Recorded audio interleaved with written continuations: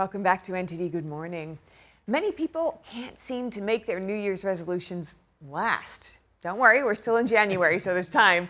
But what if the problem was not a lack of discipline, but rather all about managing your energy? Now, I've been pondering this very point recently, and I bet some of you out there have too. So we're very lucky to be joined in studio today by a guest who's going to help us with that. That's right. Functional nutritionist and certified health coach Danielle Pashko, who has more than 2 decades working alongside top physicians, developing nutritional programs, and helping people improve their health through detoxification, functional nutrition, and mind-body practices. Good to have you with us this morning. Thanks for coming in so early. Thank you so much for having me here. I'm thrilled. Yeah, and I really am looking forward to getting into this. Let's start with what people can do right up front to overcome this and get good energy to start with, and maybe some of the roadblocks along the way. Yeah, I think a lot of people have these really lofty goals that they want to do, but they don't have the energetic capacity. It's not a lack of willpower. So they really need to start building that up. And there are things that you can do. And just for example, a simple thing in the morning, like going outside first thing in the morning, getting sunlight in your eyes. Now, I happen to have a dog, so for me, that's very easy to do. But just doing that starts to reset your circadian rhythms. It helps to also improve your basal metabolic rate. So you're starting to feel better immediately. Other things you can do, gentle stretching, listening to music to get you in a better state, really good hydration.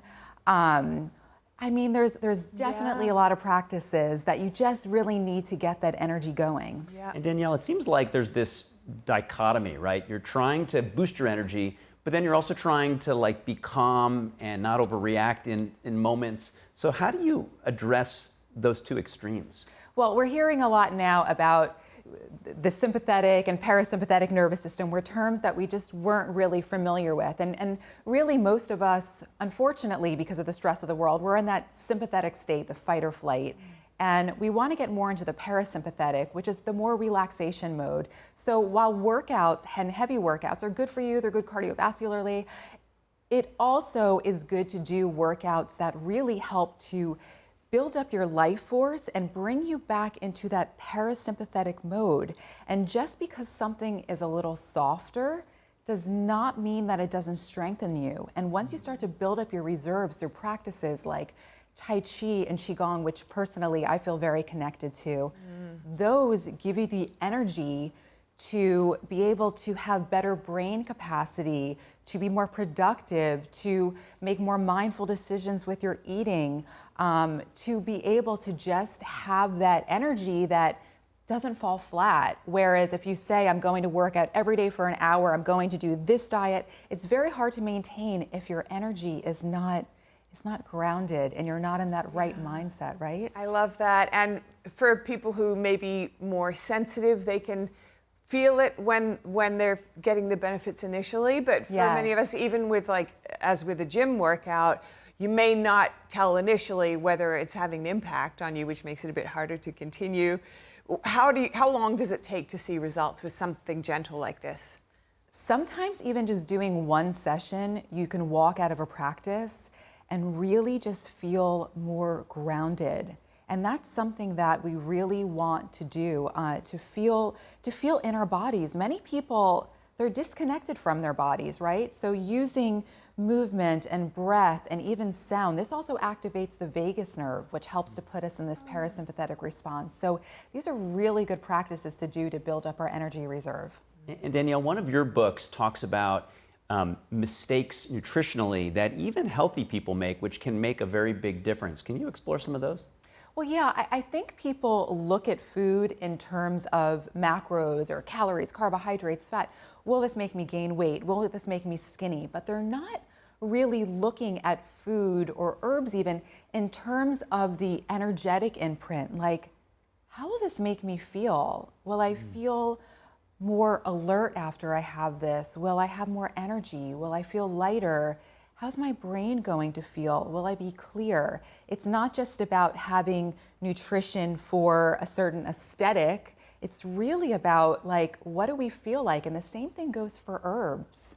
You know, a lot of people take supplements because they're in trend.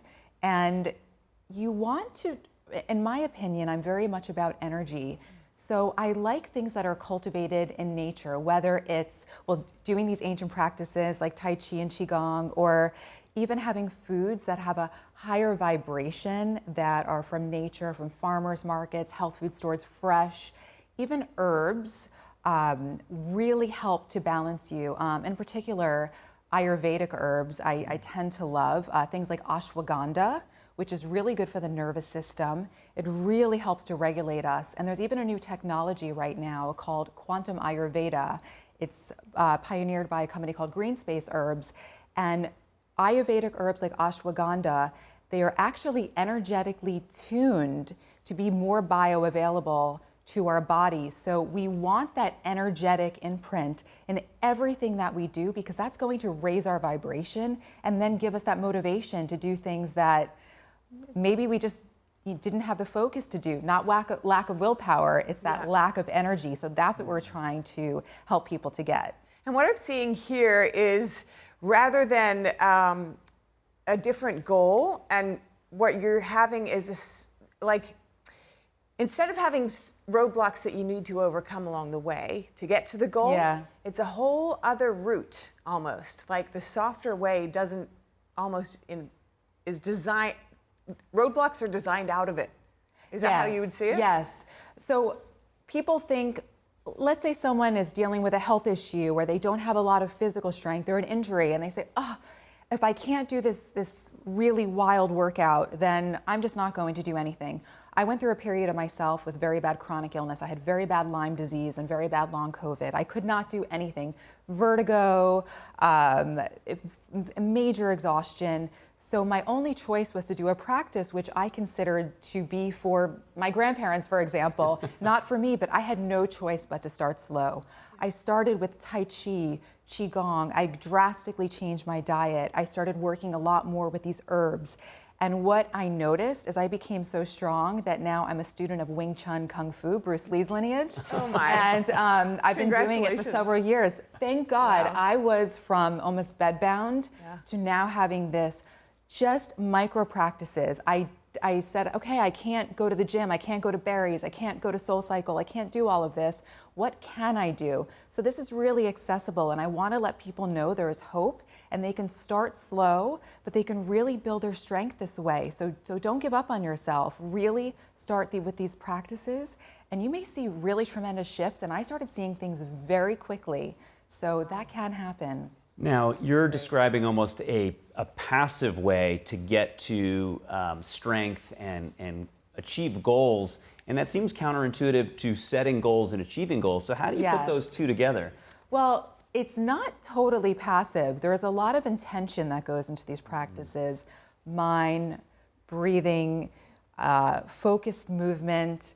It does take discipline. So it's not like we're not putting any work. It's really not passive.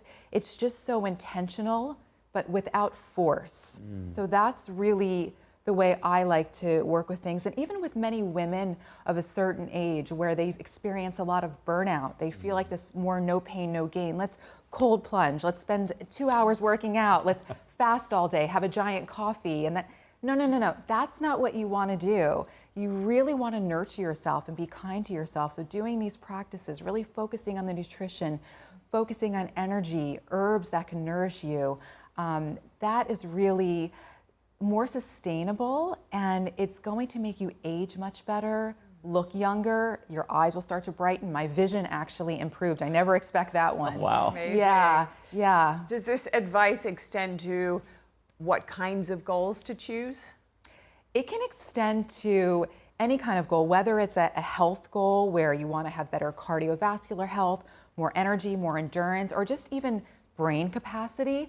So many of us experience brain fog. That's a common thing I hear all the time, or fatigue. So if that's really a goal, you want to be more productive, to do these things is really going to give you that clarity where you're grounded and focused, and people around that feel that with you. That is an energetic thing. When you are in your body, people start to take you more seriously because you seem rooted.